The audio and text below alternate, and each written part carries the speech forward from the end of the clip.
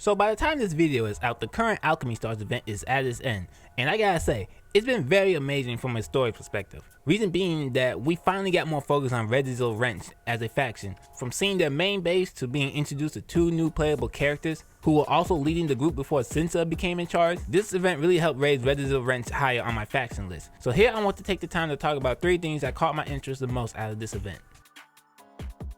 First, to get out of the way, we finally got to see another look at the Regisael Desert.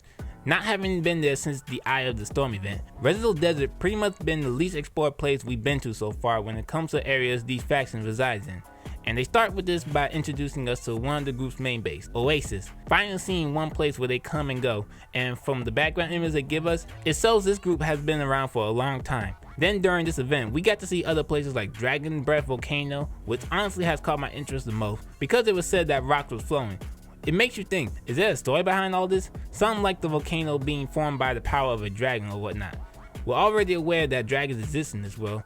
What's to say some powerful dragon didn't create this volcano? Whatever the case, I'm guessing there's more to this that we might get answers to somewhere in the future. Still, I'm really happy to see more of the Regisael Desert. Just really falls in line with what type of group RW is. I know we'll be returning here again one day, and I can't wait to see more. So this is where I might sound the most passionate, but my god, did they sold me on Azura as a character. Her backstory, her gameplay, absolutely in love with everything about her. Easily my favorite part about this event. And maybe it is because she was given most of the screen time, but even still, love her.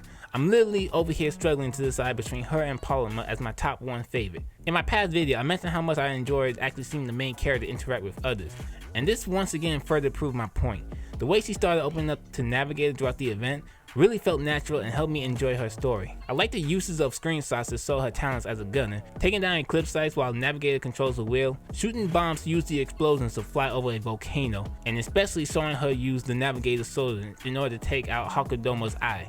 Added on to the fact that she's an amazing driver, every time she's on screen was never boring, unlike with Yomu. And after reading her files, I'm sure we got a lot more in store with her in the future.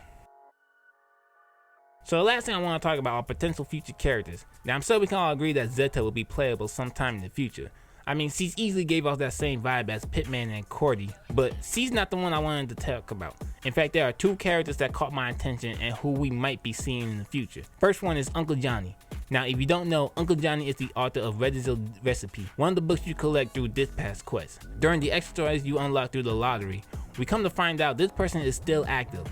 Another explorer of the team like Azura and Ruby.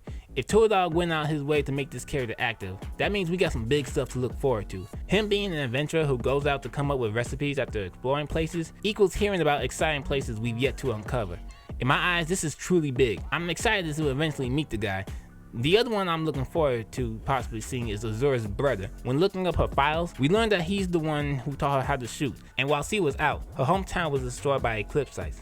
Curious thing is, there isn't any solid evidence that her brother was among the deceased, hinting that he's still out there somewhere. You can't help questioning why.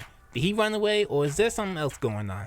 I'm sure this isn't something just to put there in her character file. I'm willing to bet Azura's brother is going to play an important role sometime in the future. Until then, we'll just have to wait. And those are the 3 things that caught my attention the most out of this event. I'm sure there are other stuff hinting at or hidden within the story, but for now, these were the ones that piqued my curiosity. Let me know what you guys think and what you took away from this event. Until next time.